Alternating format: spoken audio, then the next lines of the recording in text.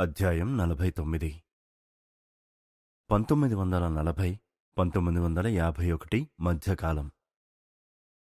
నిజానికి మేము ధ్యానం విలువ గ్రహించడమే కాకుండా మా అంతశ్శాంతిని ఏదీ భంగం చెయ్యజాలదని తెలుసుకున్నాం. గత కొద్ది వారాలుగా మా ప్రార్థన సమావేశాలు జరుగుతున్న సమయాల్లో మేము విమానదాడి హెచ్చరికలు విన్నాం. ఆలస్యంగా పేలే బాంబుల చప్పుళ్ళు ఆలకించాం. అయినప్పటికీ మా విద్యార్థులు సమావేశమయి చక్కని మా ధ్యాన కార్యక్రమంలో పాల్గొని పూర్తిగా ఆనందిస్తున్నారు. ఈ ధైర్య సందేశ లేఖ రాసినవారు లండన్ ఎస్ఆర్ఎఫ్ కేంద్రం నాయకుడు. రెండో ప్రపంచ యుద్ధంలోకి అమెరికా ప్రవేశించక ముందటి సంవత్సరాల్లో యుద్ధ బీభత్సం చెలరేగుతున్న ఇంగ్లండు నుంచి, యూరప్ దేశాల నుంచి నాకు వచ్చిన అనేక ఉత్తరాల్లో అది ఒకటి. లండన్ నుంచి వెలువడ్డ ప్రాచ్య జ్ఞాన Granthamala the wisdom of the east series ప్రఖ్యాత సంపాదకుడు డాక్టర్ ఎల్ క్రాన్మర్ బింగ్ 1942లో నాకు ఇలా రాశాడు.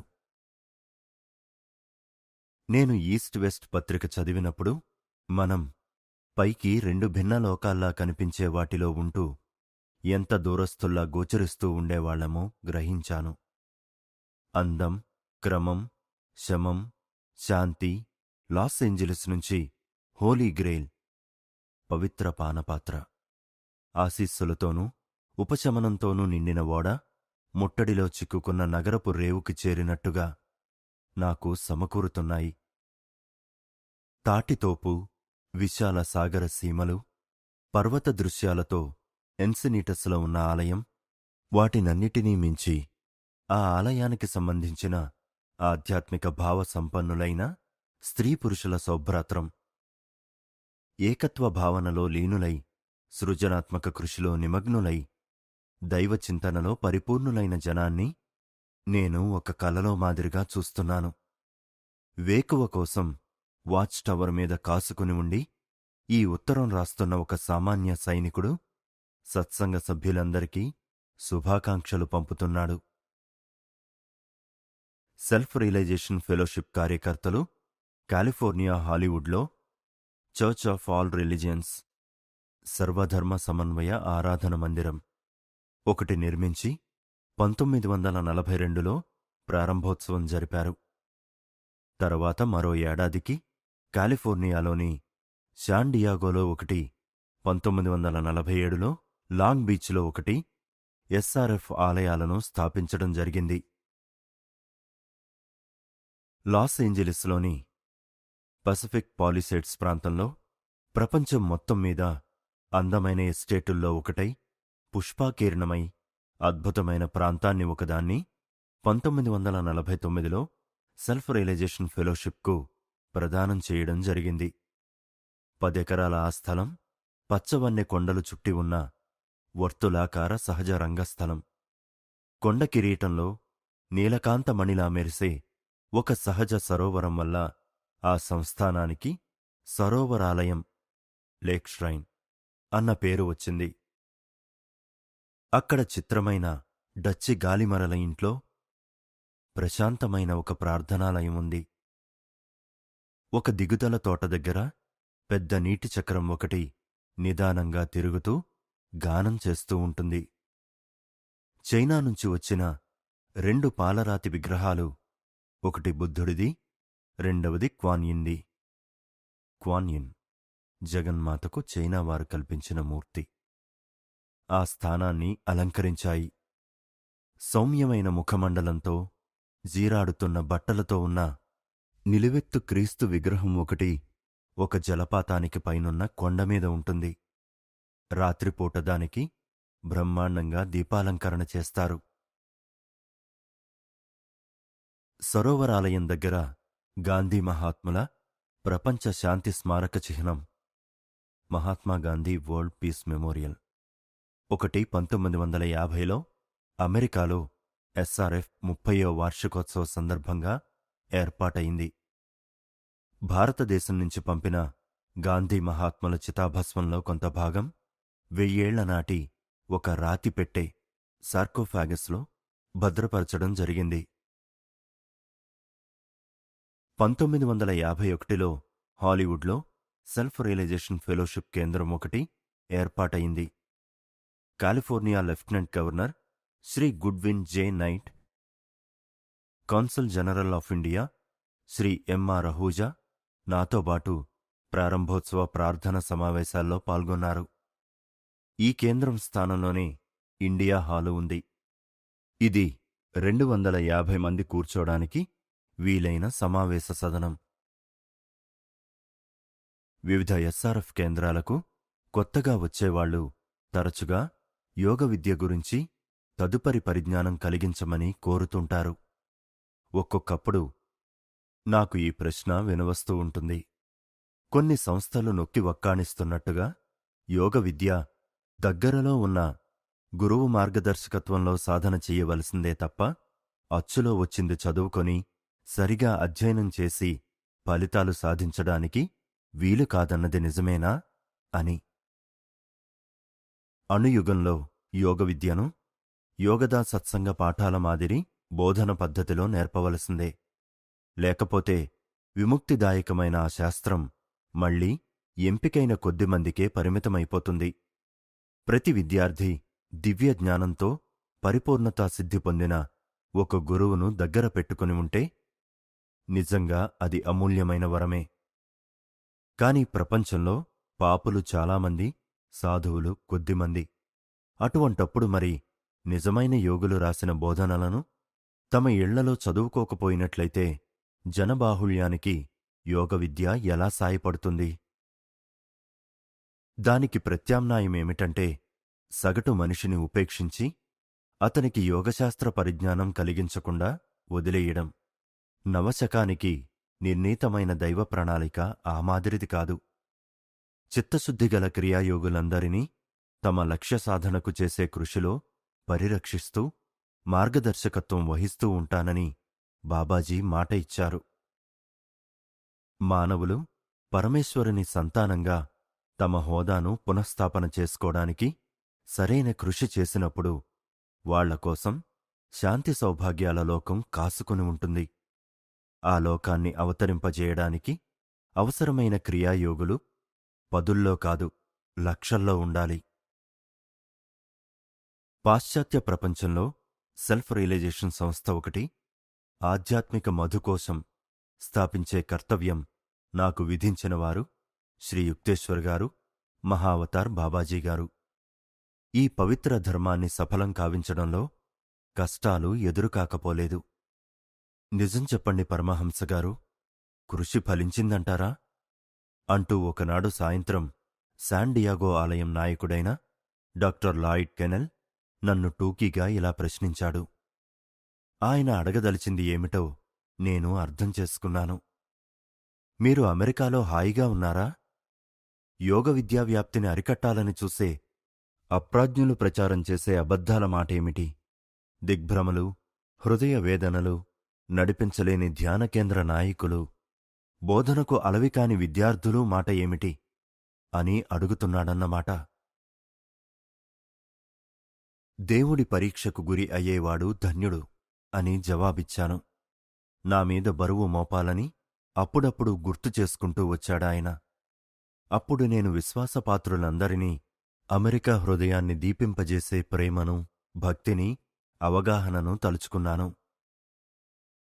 మెల్లగా ఒత్తి పలుకుతూ నేనింకా ఇలా చెప్పాను. కాని నా జవాబు అవుననే. 1000 సార్లు చెబుతాను అవునని. ఆధ్యాత్మిక బంధమనే ఏకైక శాశ్వత బంధంలో సన్నిహితమై ఉన్న ప్రాచ్య పాశ్చాత్య ఖండాల్ని రెండింటినీ చూడాలని నేను కన్న కలల కన్నా కూడా మిన్నగా నా కృషి ఫలిస్తూ వచ్చింది. పాశ్చాత్య దేశాల విషయంలో గాఢమైన ఆసక్తి చూపించిన భారతీయ మహాగురువులు ఆధునిక పరిస్థితుల్ని బాగా అర్థం చేసుకున్నారు. దేశాలన్నిటిలోనూ ప్రాచ్య, పాశ్చాత్యాల విశిష్ట సద్గుణాల సమన్వయం ఇంకా బాగా జరగనిదే ప్రపంచం మెరుగుపడదని వారికి తెలుసు. ప్రతి భూగోళార్థానికి రెండోది ఇవ్వగలిగిన వాటిలో సర్వోత్కృష్ట అంశాలు చాలా అవసరం. ప్రపంచయాత్ర చేసినప్పుడు నేను ప్రజల బాధల్ని గమనిస్తూ ఎంతో దిగులు పడ్డాను. ప్రాచ్య దేశాల్లో బాధ అన్నది ముఖ్యంగా భౌతిక తలంలోది. పాశ్చాత్య దేశాల్లో అది ముఖ్యంగా ఆధ్యాత్మిక తలంలోది. అసంతులిత నాగరికత బాధాకరమైన ఫలితాల్ని దేశాలన్నీ అనుభవిస్తున్నాయి. భారతదేశము, తక్కిన తూర్పు దేశాలు, అమెరికా వంటి పడమటి దేశాల లోక వ్యవహార దక్షత అలవరుచుకోవడం వల్ల గొప్పగా లాభం పొందగలవు. అందుకు భిన్నంగా పాశ్చాత్యులు జీవితానికున్న ఆధ్యాత్మిక ప్రాతిపదికను, ముఖ్యంగా మానవుడికి దేవుడితో స్పృహతో కూడిన ఐక్యానుసంధానం జరగడం కోసం పురాతన కాలంలో భారతదేశం రూపొందించిన శాస్త్రీయ పద్ధతుల్ని గాఢంగా అవగాహన చేసుకోవలసిన అవసరం ఉంది. సర్వసమగ్ర నాగరికత అనే ఆదర్శం అసంభవమైన ఊహ ఏమీ కాదు. అనేక వేల సంవత్సరాల పాటు భారతదేశం ఆధ్యాత్మిక తేజస్సుకు, విస్తారమైన భౌతిక సంపత్తికి కాణాచిగా ఉండేది. భారతదేశం సుదీర్ఘ చరిత్రలో గత 200 సంవత్సరాల పేదరికము కర్మానుసారంగా కలిగిన తాత్కాలిక అవస్థ. భారతదేశ సంపదలు అన్నది శతాబ్దాల తరబడిగా ప్రపంచంలో వినవస్తున్న నానుడి. సమృద్ధి అన్నది భౌతికము, ఆధ్యాత్మికమూ కూడా. విశ్వధర్మం లేదా సహజ రుజువర్తన అనే ఋతానికి ప్రత్యక్షాభివ్యక్తి. దైవానికి కాని, సుసంపన్నమైన ప్రకృతి అనే ఆయన దృగ్విషయ దేవతకు కాని పిసినారితనం లేదు. పారంపర్యంగా వచ్చే ప్రతి జన్మలోనూ మానవుడు భౌతిక పరిస్థితుల ద్వారానూ, వాటిమీద ఆధిపత్యం ద్వారానూ పరమాత్మను అభివ్యక్తం చేయడానికి వీలైన అనంతమైన మార్గాల్ని ఇంకా సంపూర్ణంగా తెలుసుకోడానికని ఈ భూమికి ఆకృష్టుడయ్యాడని హిందూ పవిత్ర గ్రంథాలు ఉద్బోధిస్తున్నాయి. ప్రాచ్య పాశ్చాత్యాలు రెండూ ఈ మహాసత్యాన్ని వివిధ మార్గాల్లో తెలుసుకుంటున్నాయి. తాము కనిపెట్టిన వాటిని అవి ఒకదానితో ఒకటి సంతోషంగా పంచుకోవాలి. భగవంతుడికి భూమిమీద గల తన సంతానం దారిద్ర్యం, రోగం, ఆత్మజ్ఞానరాహిత్యం లేని ప్రపంచ నాగరికతను సాధించడానికి ప్రయత్నిస్తూ ఉంటే సంతోషంగా ఉంటుందన్న విషయంలో సందేహానికి తావులేదు. మానవుడికి తన దివ్యశక్తుల విషయంలో ఏర్పడ్డ మరుపే తన స్వతంత్రేచ్ఛను దుర్వినియోగం చేసినందువల్ల కలిగిన ఫలితం. ఇతర రకాల బాధలన్నిటికీ మూలకారణం. మానవత్వారోపితమైన సమాజం అనే ఊహకు వర్తింపచేసిన చెడులకు వాస్తవానికి ప్రతి మనిషిని బాధ్యుణ్ణి చెయ్యవచ్చు. ఆదర్శ రాజ్యం, యుటోపియా అనేది పౌర సద్గుణంతో పుష్పించే ముందు ప్రతి హృదయంలోనూ మొలకెత్తాలి. ఆంతరిక సంస్కరణలు సహజంగా బాహ్యమైన వాటికి దారితీస్తాయి. తనను తాను సంస్కరించుకున్నవాడు వేలాది జనాన్ని సంస్కరిస్తాడు. మానవుడికి ఊర్ధ్వగతికి ఉత్ప్రేరణ కలిగిస్తూ కాలపరీక్షకు నిలిచి ఉన్న ప్రపంచ పవిత్ర గ్రంథాలన్నిటి సారమూ ఒక్కటే. నా జీవితంలో అన్నిటికన్నా ఆనందంగా గడిపిన కాలాల్లో ఒకటి బైబిలు కొత్త నిబంధన గ్రంథంలో కొంత భాగానికి సెల్ఫ్ రియలైజేషన్ కోసం నేను నా వ్యాఖ్యానం చెబుతూ రాయించడంలో గడిచింది. 20 శతాబ్దాల పాటు హానికరమైన అపార్థానికి గురైన క్రీస్తు మాటల్లో అనేకమైన వాటి నిజమైన అర్థాల్ని తరచి చూడ్డంలో నాకు దారి చూపించమని ఆయన్ని గాఢంగా ప్రార్థించాను. ఒకనాడు రాత్రి నేను మౌన ప్రార్థనలో మునిగి ఉన్నాను. ఎన్సినీటస్ ఆశ్రమంలో నేను కూర్చొనే గది ఇంద్రనీలమణి కాంతితో నిండిపోతూ వచ్చింది. పుణ్యమూర్తి యేసు ప్రభువు తేజోమయ రూపాన్ని దర్శించాను. ఆయన పలచని గడ్డంతో, మీసకట్టుతో సుమారు 25 యువకుడిలా కనిపించాడు. మధ్యలో పాపిడి తీసి ఉన్న నల్లటి పొడుగాటి జుట్టుకు వెనక దగదగ మెరిసే బంగారు వన్నె తేజప్రభ ఏర్పడి ఉంది. ఆయన నేత్రాలు శాశ్వత అద్భుత కాంతితో ఉజ్వలంగా ప్రకాశిస్తున్నాయి. నేను చూస్తూ ఉండగానే అవి అనంతరీతులుగా మారిపోతున్నాయి.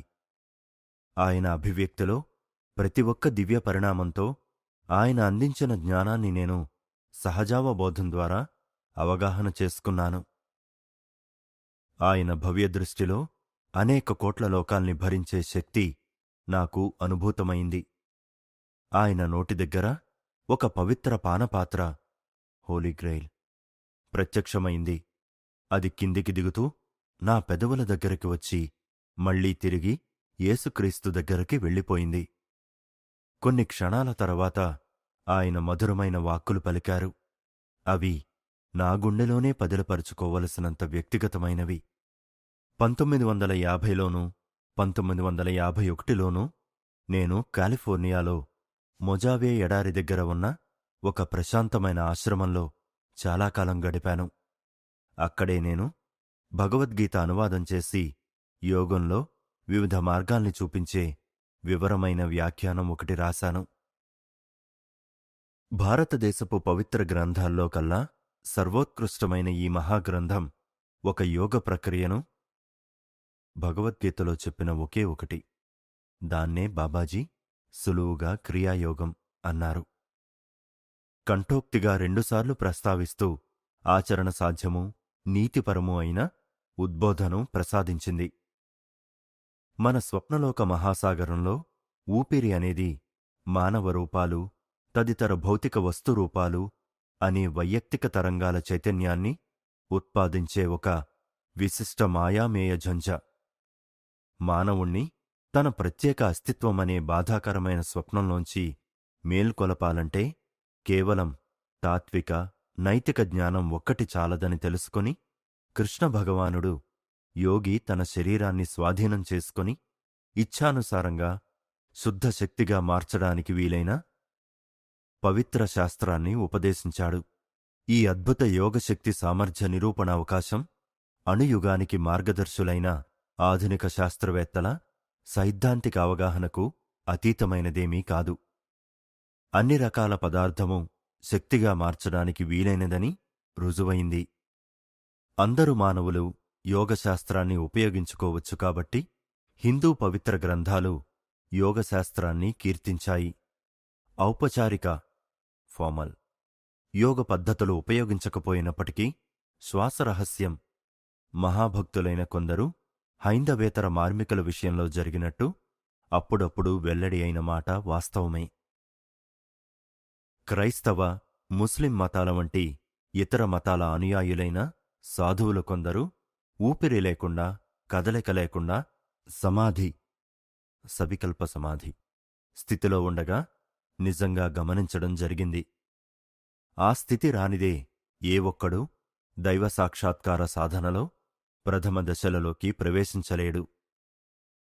అయితే సాధువు అత్యున్నతమైన నిర్వికల్ప సమాధికి చేరిన తరువాత మాత్రం అతడిక తిరుగులేకుండా ఈశ్వరుడిలో ప్రతిష్ఠితుడై ఉంటాడు. అతడు ఊపిరి తీసుకోకపోయినా, తీసుకుంటున్నా, నిశ్చలంగా ఉన్నా, పనిచేస్తున్నా సరే. బ్రదర్ లారెన్స్ అనే 17వ శతాబ్ది క్రైస్తవ మార్మికుడు ఒక చెట్టును చూస్తుండడం వల్ల తనకు దైవ సాక్షాత్కారంలో తొలి అనుభూతి కలిగిందని చెప్పాడు. దాదాపు మనుషులందరూ చెట్టును చూసినవాళ్లే. కాని చెట్టు ద్వారా చెట్టును సృష్టించినవాణ్ణి దర్శించినవాళ్లు అరుదు. చాలామంది నిర్నిరోధమైన భక్తిశక్తుల్ని ఆవాహన చేయడంలో బొత్తిగా పనికిరానివాళ్లు. కాని ప్రాచ్యదేశాల్లోనైతేనేమి, పాశ్చాత్య దేశాల్లోనైతేనేమి అన్ని మత మార్గాల్లోనూ కనిపించే కొద్దిమంది ఏకాంతులకు, అంటే ఏకైక హృదయాభిలాషగల సాధువులకు మాత్రమే ఆ శక్తి అప్రయత్నంగా అలవడింది.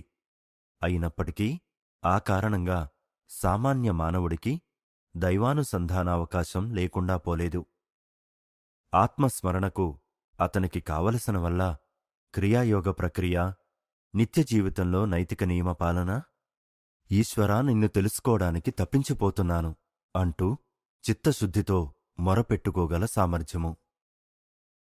ప్రతిరోజూ సాధన చెయ్యడానికి వీలైన ఒక శాస్త్రీయ పద్ధతి ద్వారా దైవానుసంధాన మార్గం, యోగంలో ఉండే విశ్వజనీన ఆకర్షణ, ఉన్నతమైన గాఢభక్తి సగటు మనిషి భావపరిధిలో అతీతమైనది కనుక.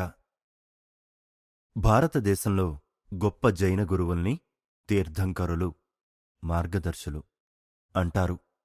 అలా అనడానికి కారణం దిగ్భ్రమలో మునిగి ఉన్న మానవజాతి సంసార కర్మ చక్రభ్రమణంలో జనన మరణాల పునరావృత్తి అనే తుపాను సముద్రాల్ని దాటిపోవడానికి వీలైన దారిని వాళ్ళు చూపిస్తారు కనుక. సంసారం వ్యుత్పత్తి అర్థం ప్రకారం దృగ్విషయక ప్రవాహంతోబాటు ప్రవహించడం. కనీస నిరోధ మార్గాన్ని అనుసరించడానికి మనిషిని ప్రేరేపిస్తుంది. కాబట్టి ప్రపంచానికి స్నేహితుడైనవాడల్లా దేవుడికి శత్రువు. దేవుడికి స్నేహితుడవ్వాలంటే మానవుడు ప్రాపంచిక మాయాజాలాల్లో తనలో ఎప్పుడూ దౌర్బల్యానికి దోహదం చేసే దుష్కర్మ ఫలాల్ని తప్పకుండా జయించాలి. కఠోర కర్మసూత్రాన్ని గురించిన జ్ఞానం దాని బంధాల నుంచి విడివడి చరమ విముక్తికి మార్గం కనుక్కోడానికి చిత్తశుద్ధితో అన్వేషించేవాణ్ణి ప్రోత్సహిస్తుంది. మానవుల కర్మదాస్యం మాయవల్ల అంధకారమయమైన మనస్సుల్లోని కోరికల్లో పాదుకుని ఉంది కాబట్టి యోగి ప్రమేయం పెట్టుకునేది మనోనిగ్రహంతోనే. కర్మ సంబంధమైన అజ్ఞానం తాలూకు వివిధ కోశాల్ని విసర్జించిన తరువాత మానవుడు తనను స్వస్వరూపంలో దర్శిస్తాడు.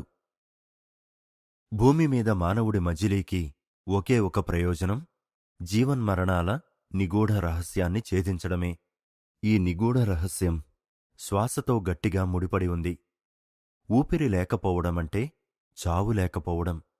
ఈ సత్యాన్ని తెలుసుకొని భారతదేశపు సనాతన ఋషులు ఊపిరికి ఒకే ఒక కీలకాన్ని కనిపెట్టి ఊపిరి లేకుండా ఉండడానికి సంబంధించిన సునిశ్చిత సహేతుక శాస్త్రం ఒకటి రూపొందించారు. ప్రపంచానికి అందించడానికి భారతదేశం దగ్గర మరేదీ లేకపోయినా రాజోచితంగా ఇయ్యగల క్రియాయోగం ఒక్కటే చాలు.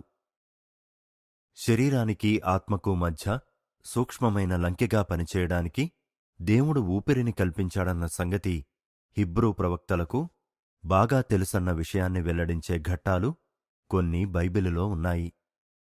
జెనెసిస్లో ఇలా ఉంది: ప్రభువైన దేవుడు నేలమీది మట్టిలోంచి మనిషిని చేసి అతని ముక్కుల్లోకి ప్రాణవాయువు ఊదాడు. అప్పుడు మనిషి జీవించే ఆత్మ అయ్యాడు. మానవ శరీరం నేలమీది మట్టిలో కూడా కనిపించే రసాయనిక ఖనిజ పదార్థాలతో ఏర్పడినది. అజ్ఞాన మానవుల్లో ఊపిరి వాయురూపశక్తి ద్వారా శరీరానికి ఆత్మప్రసరణ చేసే ప్రాణశక్తి ప్రవాహాలే కనుక లేకపోయినట్లయితే రక్తమాంసాలు గల మానవదేహం తన కార్యకలాపాల్ని ఎన్నడూ కొనసాగించగలిగి ఉండేది కాదు. శక్తిని, చలనాన్ని ప్రదర్శించగలిగి ఉండేది కాదు. మానవ శరీరంలో పంచప్రాణాలుగా అంటే సూక్ష్మ ప్రాణశక్తులుగా పనిచేసే ప్రాణశక్తి ప్రవాహాలు సర్వవ్యాప్తమైన ఆత్మతాలూకు ఓంకార స్పందనకు అభివ్యక్తులు. ఆత్మ అనే మూలస్రోతస్సు నుంచి వెలువడి మాంసకణాల్లో ప్రకాశించే ప్రాణం ప్రతిబింబం లేదా సత్యాభాసం ఒక్కటే మానవుడికి తన శరీరంతో అనుబంధం ఉండడానికి కారణం. సహజంగా అతడు ఒక మట్టి ముద్దకు ఆదరపూర్వకంగా నివాళి అర్పించలేడు. ఎవరైనా ఒకరు తన భౌతిక రూపమే తానని తప్పుగా గుర్తిస్తున్నారంటే దానికి కారణం ఆత్మనుంచి వచ్చే ప్రాణశక్తి ప్రవాహాలు. మానవుడు కార్యాన్నే, ఫలితాన్నే కారణంగా అపార్థం చేసుకునేటంత గాఢమైన శక్తితో ఊపిరి ద్వారా మాంసంలోకి ప్రవేశించడం, శరీరానికి సొంత ప్రాణం ఒకటి ఉందని దేహారాధన పరత్వంతో ఊహించడం. మానవుడి చేతనస్థితి శరీర శ్వాసల స్పృహ. నిద్రలో చురుకుగా ఉండే అతని అవచేతన స్థితి శరీర శ్వాసల నుంచి మానసికంగానూ తాత్కాలికంగానూ కలిగే వేర్పాటుతో ముడిపడి ఉన్నది.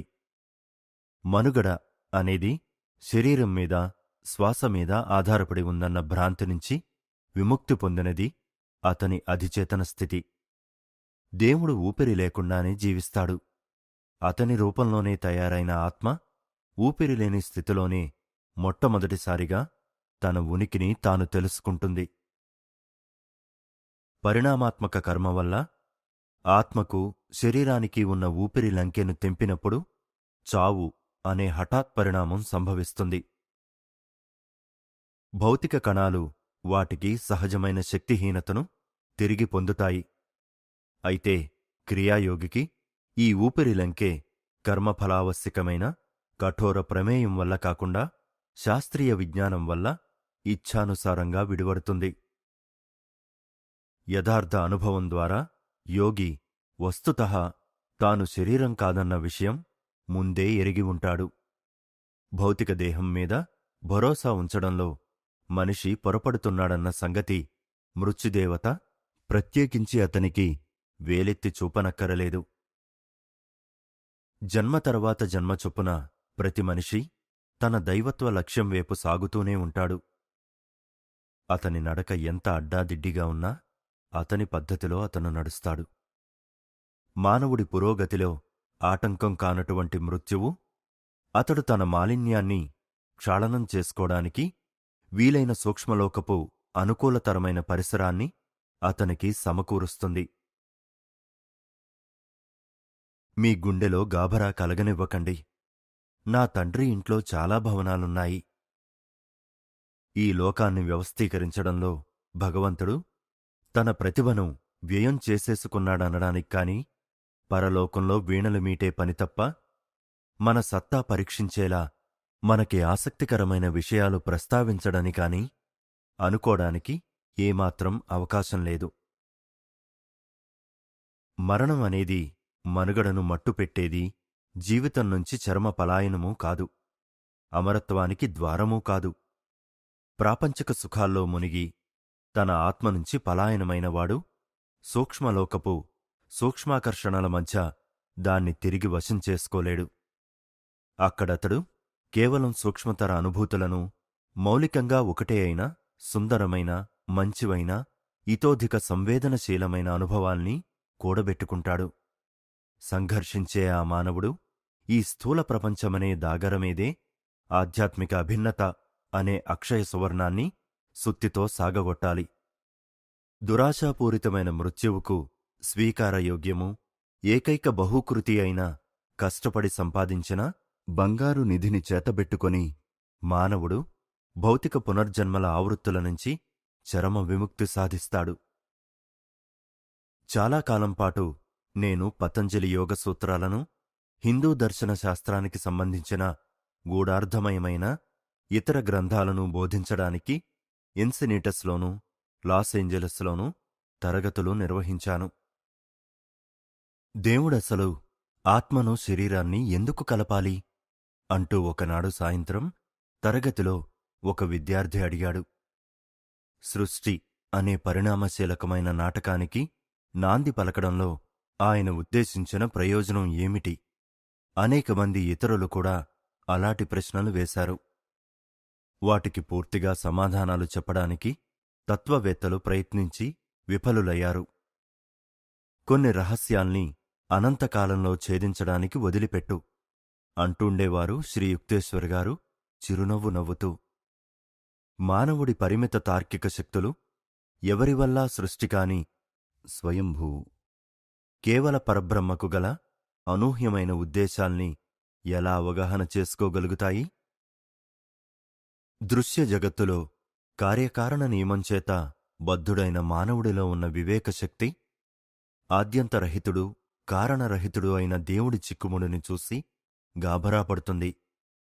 మానవుడి వివేకం సృష్టి రహస్యాల్ని భేదించలేకపోయినప్పటికీ భగవంతుడే భక్తుడి కోసం ప్రతి రహస్యాన్ని చివరికి వెల్లడి చేస్తాడు.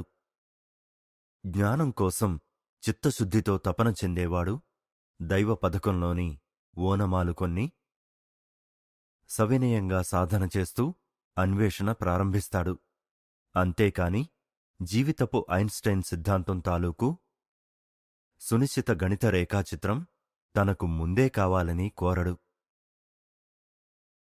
మానవుడెవడు అంటే కాలం అనే మాయకు సంబంధించిన సాపేక్షతలు గల మర్త్యుడెవడు? ఎన్నడూ దేవుణ్ణి చూడలేదు. పరమపిత హృదయస్థానంలో ఉన్న ఒకే ఒక ఔరసపుత్రుడు అంటే ఓంకార స్పందన ద్వారా భౌతిక దృగ్విషయాల్ని అన్నిటినీ నడిపించే ప్రతిబింబిత కూటస్థ చైతన్యం లేదా బహిర్ముఖంగా ప్రక్షేపించిన పూర్ణ సిద్ధజ్ఞానం ఏకత్వ వైవిధ్యాన్ని వ్యక్తీకరించడానికి హృదయస్థానం నుంచి లేదా అస్పష్ట దైవం అగాధాల్లోంచి వెలువరిచినటువంటిది. ఆయన ఉనికిని ప్రకటించాడు, రూపొందించాడు, లేదా సాక్షాత్కరింపజేశాడు. నిజంగా నిజంగా చెబుతున్నాను మీకు అంటూ వివరించాడు యేసుక్రీస్తు. తండ్రి చేస్తుండగా చూస్తున్నది తప్ప కొడుకు తనంతట తాను ఏమీ చెయ్యలేడు. ఆయన చేసేది ఏదైనా సరే కొడుకు కూడా చేస్తాడు కనుక. దృగ్విషేక లోకాల్లో దేవుడు తనంతట తానుగా ప్రదర్శించే త్రిగుణాత్మక ప్రకృతిని హిందూ పవిత్ర గ్రంథాల్లో ప్రతీకాత్మకంగా చెప్పడం జరిగింది. సృష్టికర్తగా బ్రహ్మ, స్థితికారకుడుగా విష్ణువు, లయకారకుడుగా శివుడు. ఈ మూర్తిత్రయం కార్యకలాపాలు స్పందనశీల సృష్టి అంతటా అనంతంగా ప్రకటితమవుతూనే ఉన్నాయి. కేవల పరబ్రహ్మ మానవుడి మనోగోచర శక్తులకు అతీతమైంది కనుక నైష్టిక హిందువు ఆయన్ని త్రిమూర్తుల పావన రూపాల్లో ఆరాధిస్తాడు. అయితే భగవంతుడి విశ్వ సృష్టి స్థితి లయ కారక స్వరూపం ఆయన పరమావస్థ కాని, కనీసం ఆయన మూల ప్రకృతి కాని కాదు. ఎంచేతంటే సృష్టి అన్నది ఆయన లీల, సృజనశీల క్రీడ.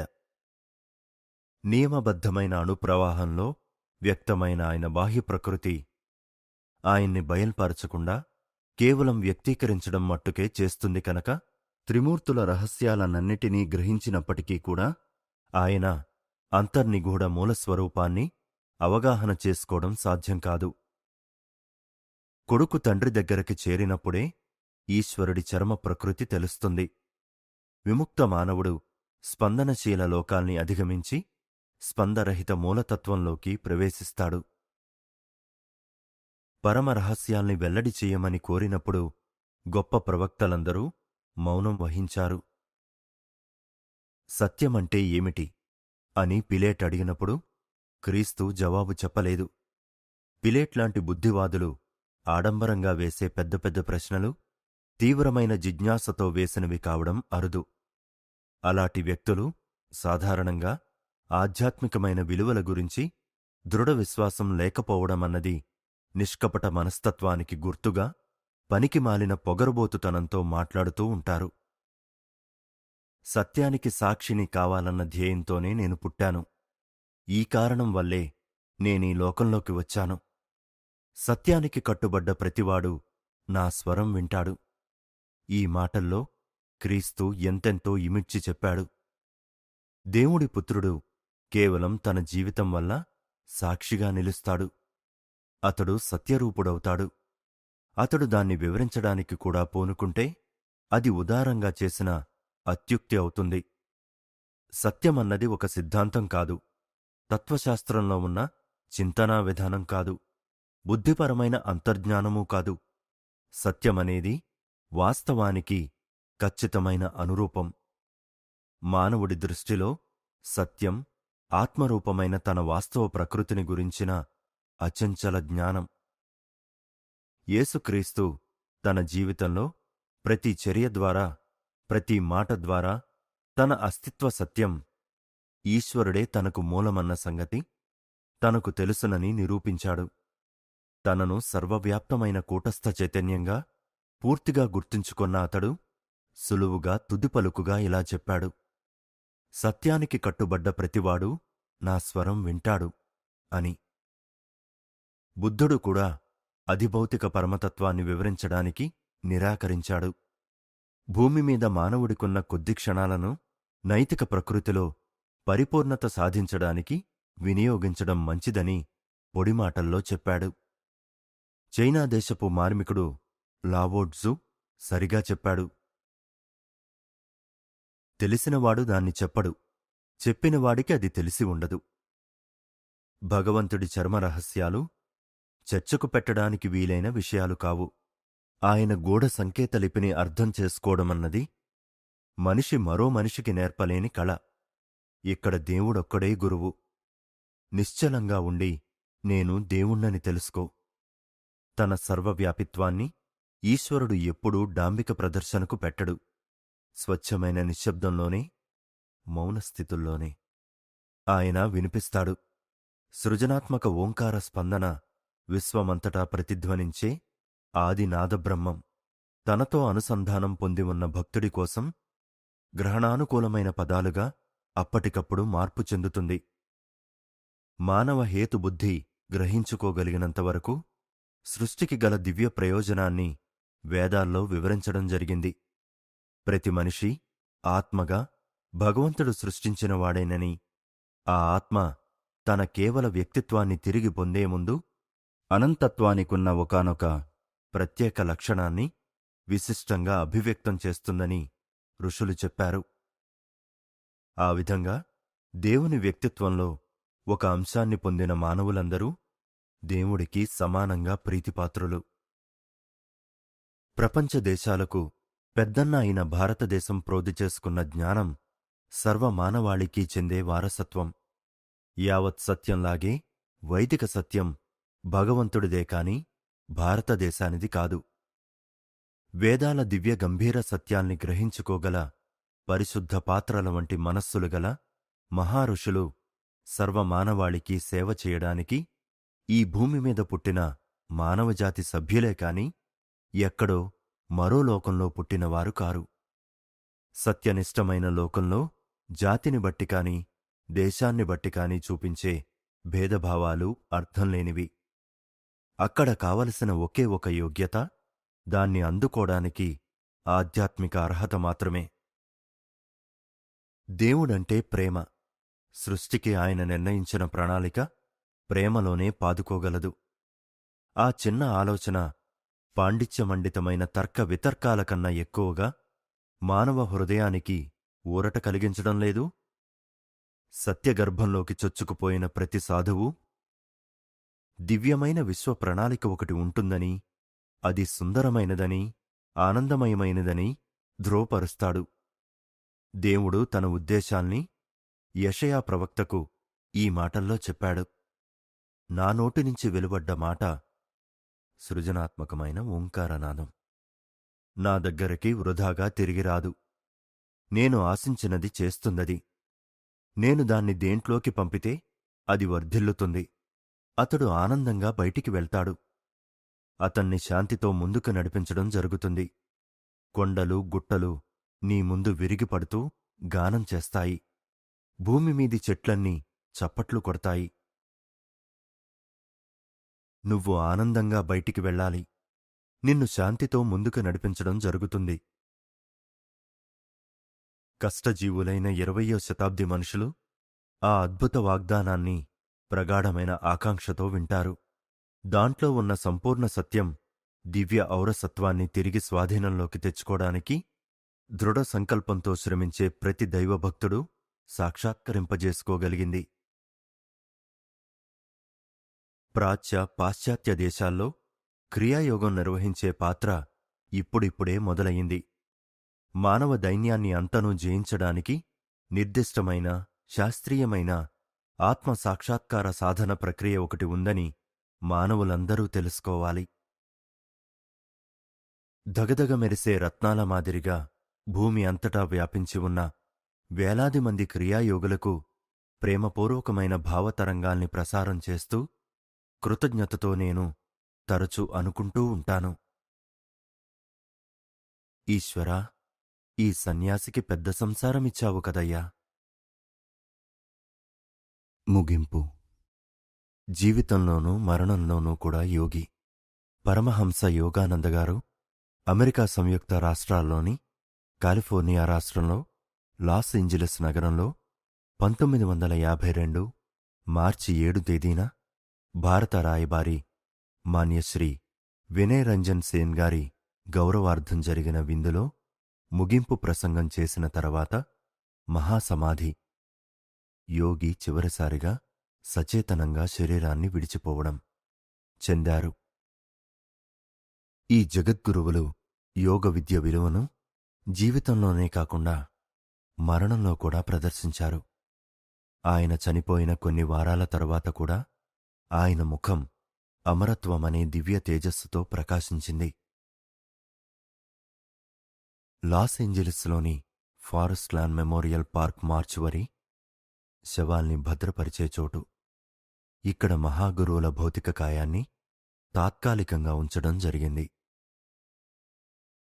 Director Shri Harry T Rowe, self realisation fellowship సంస్థకు రాసిన ప్రమాణిత పత్రంలోని కొన్ని భాగాలు కింద పొందుపరుస్తున్నాం. పరమహంస యోగానందగారి మృతదేహం మీద కంటికి కనబడే క్షయత్వ చిహ్నాలేవీ లేకపోవడం మా అనుభవంలో అత్యంత అసాధారణమైన విషయం. చనిపోయిన 20 రోజుల తర్వాత కూడా ఆయన భౌతిక కాయంలో శారీరక విఘటనం కనబడలేదు. ఆయన చర్మం మీద బూజు పట్టిన దాఖలా ఏమీ కనిపించలేదు. ఆయన శరీర కణజాలాలు టిష్యూస్ ఎండిపోవడం ఏమీ గోచరించలేదు. ఇంత పరిపూర్ణమైన శరీర సంరక్షణ మా శవాగార చరిత్రలో మాకు తెలిసినంతవరకు సాటిలేనిది. యోగానందగారి శవాన్ని స్వీకరించినప్పుడు శవాగార సిబ్బంది శరీర క్షయానికి సంబంధించిన మామూలు క్రమగత పరిణామ చిహ్నాల్ని శవపేటిక మీద ఉన్న గాజుమూతలోంచి గమనించవచ్చునని భావించారు. ఒక్కొక్క రోజు గడుస్తున్న కొద్దీ పరిశీలనలో ఉంచిన ఈ శరీరంలో మార్పేమీ రాకపోవడంతో మా ఆశ్చర్యం పెరుగుతూ వచ్చింది. యోగానందగారి శరీరం అద్భుత నిర్వికార స్థితిలో ఉన్నట్టు కనిపించింది. ఏ సమయంలోనూ కూడా ఆయన శరీరం నుంచి దుర్వాసన వెలువడలేదు. యోగానందగారి భౌతిక రూపదర్శనం మార్చి 7 తేదీన ఎలా ఉందో శవపేటిక మీద కంచుమూత పెట్టి మూసిన మార్చి 27 తేదీ వరకు అచ్చంగా అలాగే ఉంది. ఆయన చనిపోయిన నాటి రాత్రి ఎంత తాజాగా, ఎంత నిర్వికారంగా కనిపించారో మార్చి 27న కూడా అలాగే కనిపించారు. ఆయన దేహం అసలు కంటికి కనిపించే శారీరక విఘటనానికి గురి అయిందని చెప్పడానికి మార్చి 27న ఏ దాఖలా కనిపించలేదు. ఈ కారణాల వల్ల పరమహంస యోగానందగారి వృత్తాంతం మా అనుభవంలో అద్వితీయమైనదని మళ్లీ చెబుతున్నాం. తపాలా బిళ్ళ 1977లో పరమహంస యోగానందగారి మహాసమాధి 25వ వార్షికోత్సవ సందర్భంగా వారి గౌరవార్థం భారత ప్రభుత్వం ప్రత్యేక స్మారక తపాలా బిళ్లను విడుదల చేసింది. దానితో పాటు ప్రచురించిన కరపత్రంలో ఈ కింది విషయాలున్నాయి. పరమహంస యోగానందగారి జీవితంలో దేవుని పట్ల ప్రేమ, మానవజాతికి సేవ అనే ఆదర్శం పూర్తిగా వ్యక్తమైంది. వారి జీవితంలో ప్రధాన భాగం భారతదేశానికి వెలుపల గడిచినప్పటికీ మన దేశపు గొప్ప సాధువుల్లో ఆయనకు సముచిత స్థానముంది. సర్వదేశాల ప్రజలను ఆత్మయాత్రా పథంలోకి ఆకర్షిస్తూ ఆయన ప్రారంభించిన కృషి అవిరళంగా అభివృద్ధి చెందుతూ ప్రకాశిస్తోంది. పరమహంస యోగానందగారి క్రియాయోగ బోధనల గురించిన అదనపు వివరాలు. Yogoda Satsanga society of India లాభాపేక్షరహితంగా అన్వేషకులకి తోడ్పాటు అందించడానికి అంకితమై ఉంది. ఆధ్యాత్మిక ప్రసంగాలు, తరగతులు, ధ్యానము, మా కేంద్రాలలోని స్ఫూర్తిదాయక సేవలు, ఏకాంతవాస కార్యక్రమాల వివరణ పట్టిక మరియు మా ఆధ్యాత్మిక, అదేవిధంగా వైద్యం, విద్య, ఆపత్కాల సహాయ సేవలు, ఇతర స్వచ్ఛంద సేవా కార్యకలాపాల గురించిన సమాచారం కోసం మా వెబ్సైట్ లేదా మా శాఖామఠ సందర్శనానికి మిమ్మల్ని ఆహ్వానిస్తున్నాము. www.yssofindia.org. Yogoda Satsanga society of India, Paramahansa Yogananda path, Ranchi 834001, Jharkhand. Phone number STD code 0651 246 0071, 246 0074, 246 1578. Shri Shri Paramahansa యోగానందగారు రచించిన ఒక యోగి ఆత్మకథ సమాప్తము.